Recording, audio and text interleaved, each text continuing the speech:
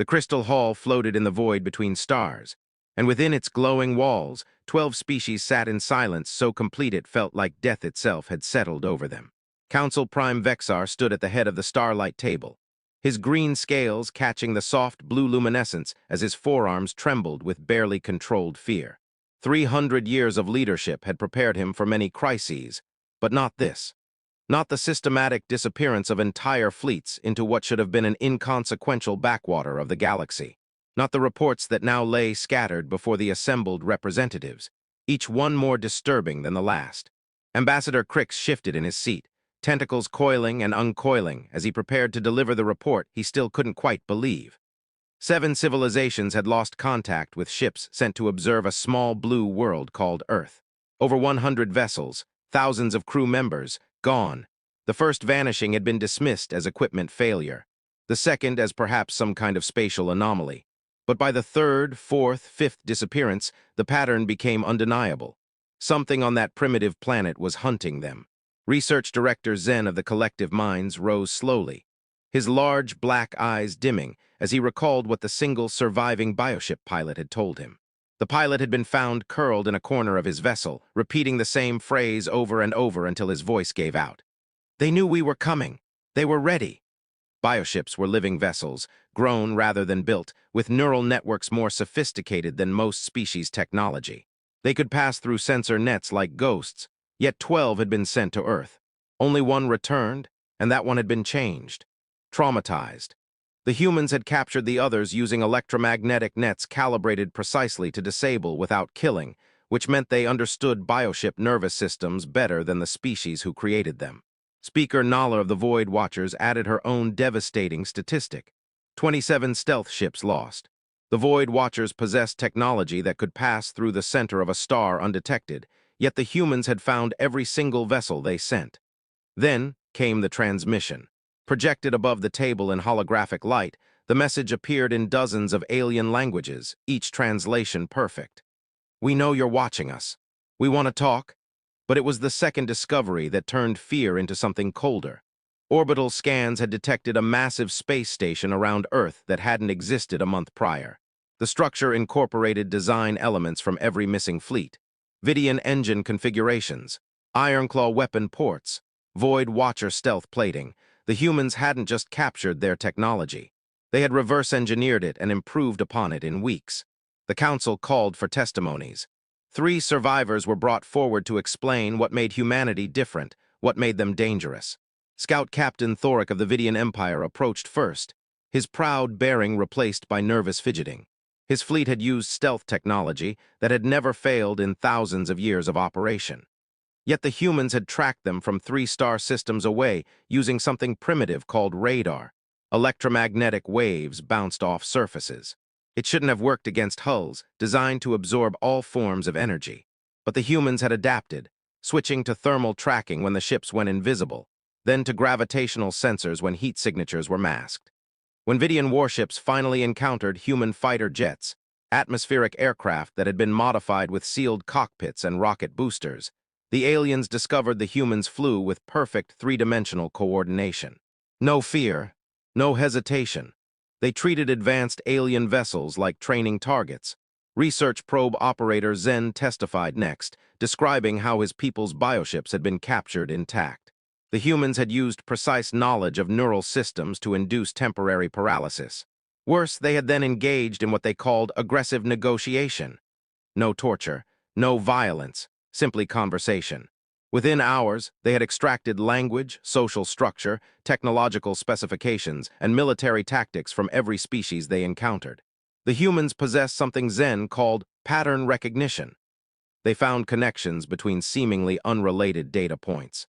They saw possibilities where other species saw only established facts. They learned not just quickly, but exponentially. Then came Commander Yeath of the Ironclaw Federation. His people were the galaxy's most feared warriors, conquerors of 17 star systems. Yet his 50-ship battle fleet had been systematically dismantled. The humans had intercepted their communications and understood not just the words but the military protocols, attack patterns, and command structure. The battle had been over before it began. Human vessels moved faster than anything the galaxy had developed, using FTL technology that worked differently from jump drives or warp engines. When Yeath's ships tried to retreat, they were hunted down and captured. Most disturbing of all was the final transmission his ship intercepted before escape. Phase 1 complete. Begin preparations for Phase 2. Phase 1. The word hung in the council chamber like a blade. If defending Earth was merely the first phase, what was Phase 2? Beneath the City of Sol, Doctor. Daniel Cross walked through metal corridors that echoed with his footsteps. The facility had been built in secret 5 years ago when Earth's Deep Space Observation Network detected the first alien probe entering the solar system. What began as a monitoring station had evolved into humanity's primary xenotechnology research center. Captain Jennifer Hayes looked up from her tactical display as Cross entered the main laboratory. 17 alien prisoners from 7 species, all cooperative since being informed of their situation. They weren't being hurt. They simply weren't being released until humanity understood why advanced civilizations kept sending warships to a planet that had never left its own solar system. Engineer Taylor Brooks emerged from behind a partially dismantled spacecraft, her hands covered in glowing fluid that analysis had revealed was an organic lubricant. She was grinning. Vidian stealth technology used metamaterials to bend electromagnetic radiation, elegant but specialized. It only worked for specific frequencies. Earth's radar had operated on wavelengths the aliens hadn't accounted for. This pattern repeated across every captured technology. Advanced, yes, but also narrow in application. The aliens had developed solutions for specific problems without considering alternatives. Ironclaw plasma weapons relied on brute force rather than efficiency. Brooks had improved their output by 30% simply by optimizing magnetic field generators. Collective bioships grew rather than being built, but their neural networks were simple compared to human brain structure.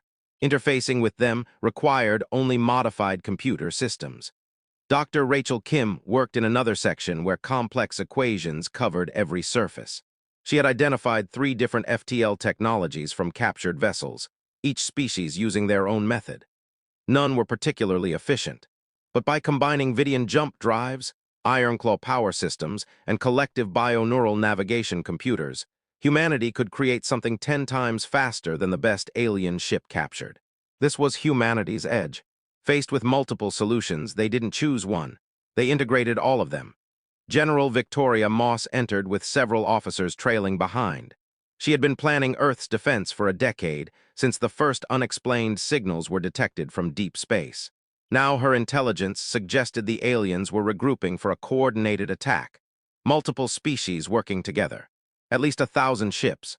Earth's defenses were strong, but 1,000 warships posed a serious challenge. Captain Hayes suggested continuing defensive strategies, using the orbital station's superior armament and home field advantage. But General Moss had another option. Offensive action, hit the aliens before they could organize. Brooks led them through security checkpoints to a massive hangar Cross had never seen. Inside stood 50 spacecraft that looked unlike anything in the galaxy. They combined angular human engineering efficiency with organic alien curves. Hybrid vessels built on human principles, but incorporating the best captured technology. Human pilots supported by alien AI systems. Creativity and adaptability paired with computational power. Each ship equipped with improved FTL drives that could outrun and outmaneuver anything the aliens possessed. General Moss activated a holographic display showing nearby star systems. 3 key installations within 50 light-years. Military bases, research stations, communication hubs hit all 3 at once. Fast strikes to capture technology and gather intelligence, but more importantly, to send a message. Earth wasn't just defending itself anymore. Humanity was taking an active role in galactic affairs. Cross felt both excitement and dread. Humanity had tried peaceful contact. Diplomatic messages were sent. The aliens responded with more warships. Now it was time to demonstrate that humans could be just as dangerous as any other species. The alien prisoners would be released after the operation with a message for their governments. Humanity remained open to peaceful relations, with species willing to treat Earth as equals. But any civilization that continued treating humans as primitives to be conquered would learn why that was a fatal mistake.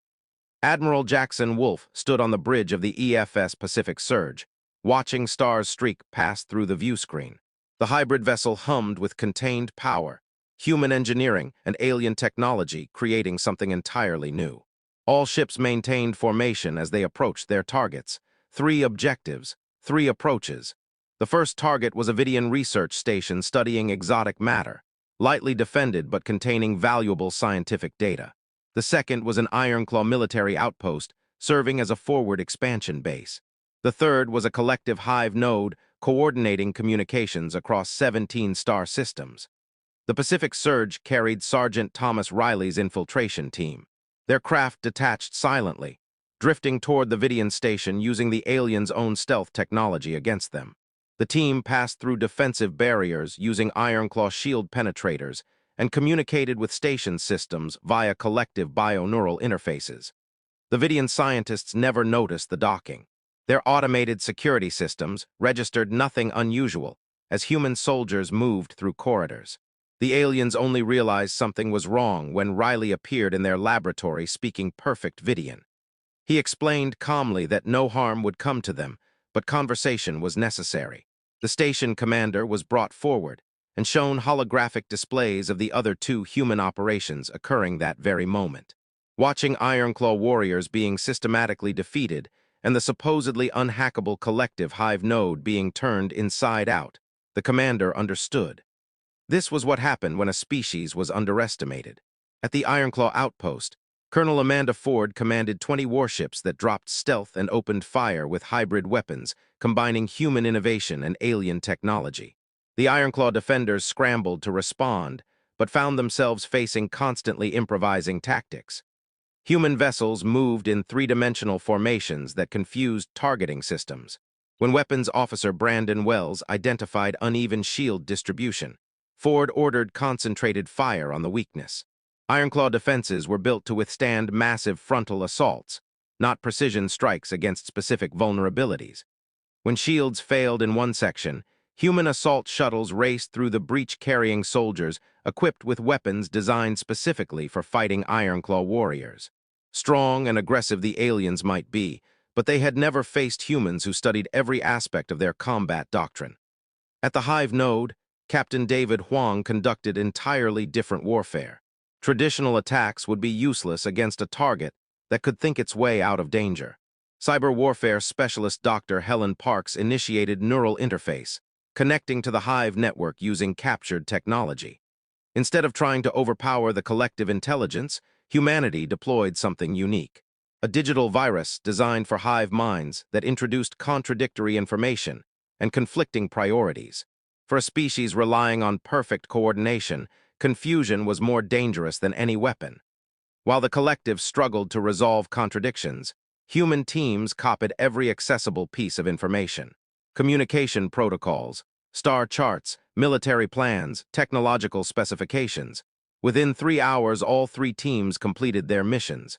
The Vidian station was captured intact. The Ironclaw outpost was secured with minimal casualties.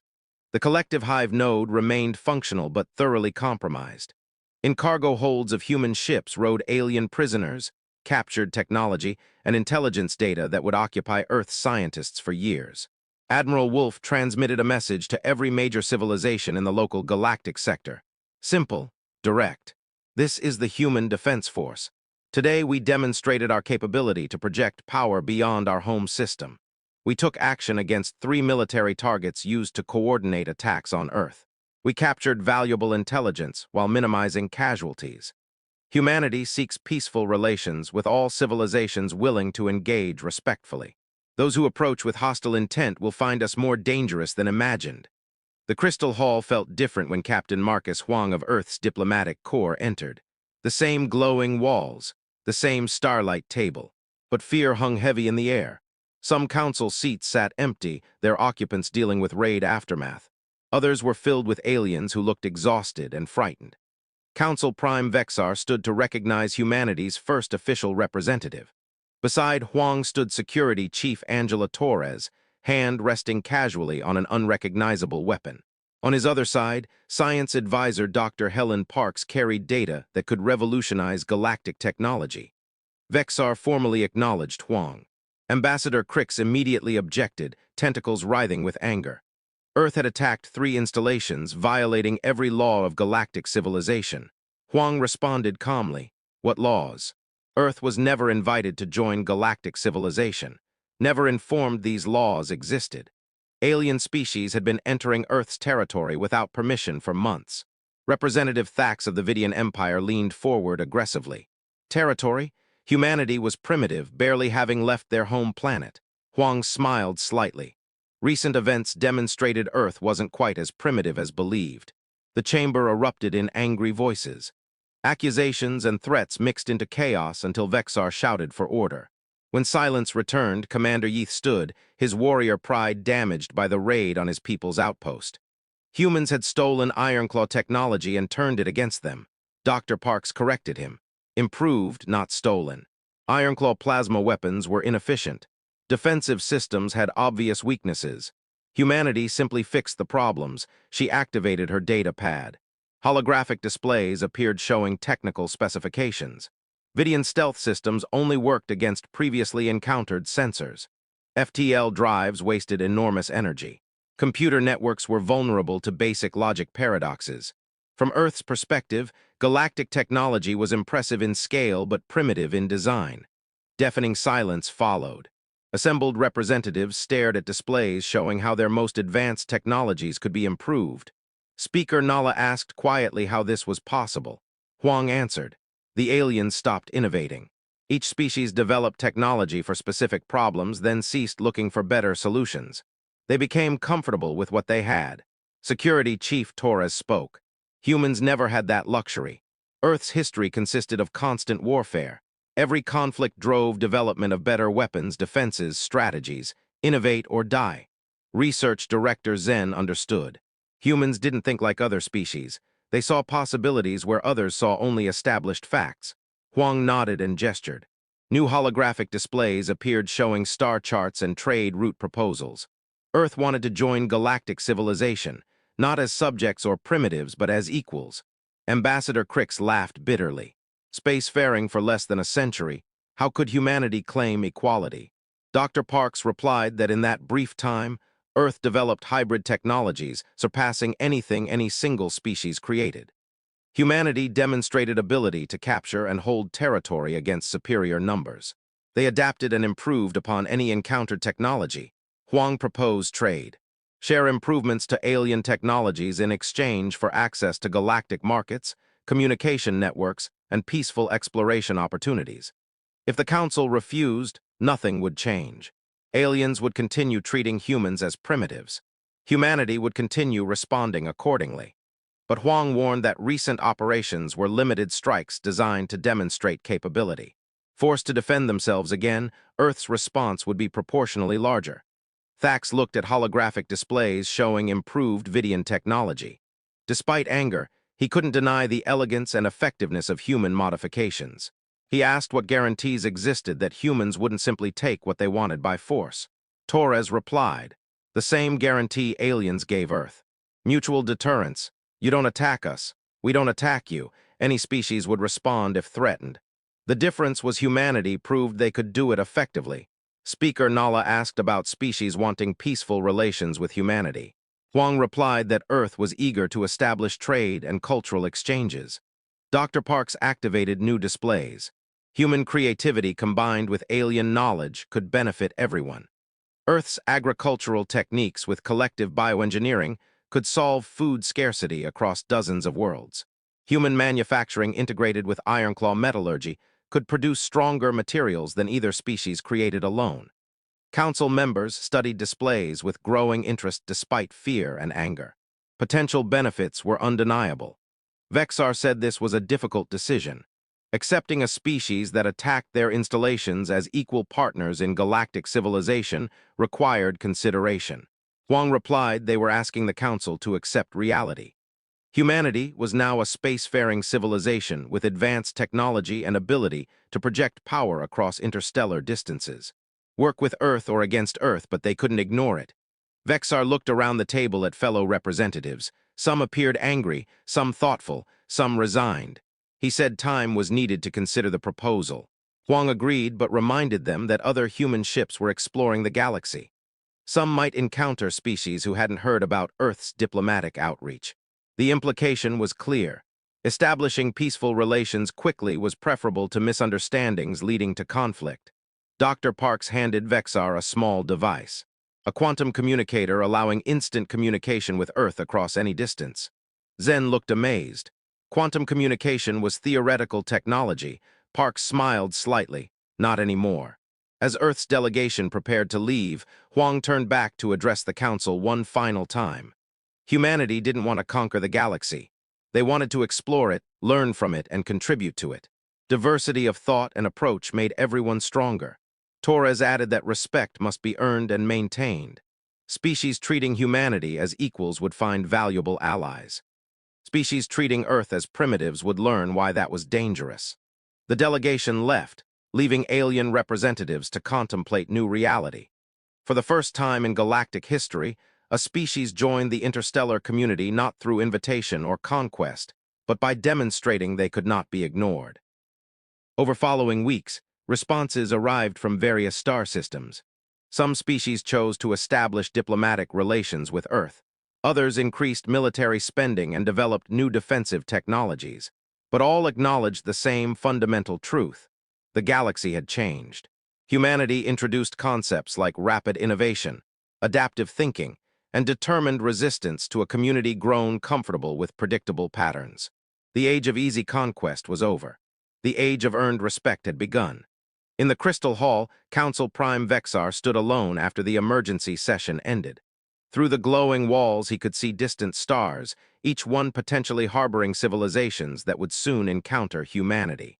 Some encounters would be peaceful, others would not, but one thing was certain. The hunters had become the hunted. And somewhere in that small solar system on the outer rim, the humans were no longer waiting. They were moving forward, carrying with them everything they had learned. Not just technology and tactics, but something more fundamental. The understanding that survival required constant evolution, that comfort bred weakness, and that any species willing to innovate could change the balance of power. Earth had proven that primitive was merely a perspective. That technology alone didn't determine strength. That a species judged weak by advanced civilizations could, through determination and ingenuity, force those same civilizations to recognize them as equals. Vexar deactivated the holographic displays and left the chamber. Outside, his transport waited to carry him back to the Vidian home world, where he would report everything that happened. He would tell his people that humanity posed no immediate threat if approached with respect. But he would also warn them that underestimating Earth was the most dangerous mistake any civilization could make. As his transport lifted off from the Crystal Hall, Vexar looked back one final time at the ancient structure that had witnessed so many historic moments. Today it witnessed perhaps the most significant. The day the galaxy learned that human beings, those strange bipedal creatures from a small blue world, were not prey to be hunted or subjects to be conquered. They were players. And the game had just begun.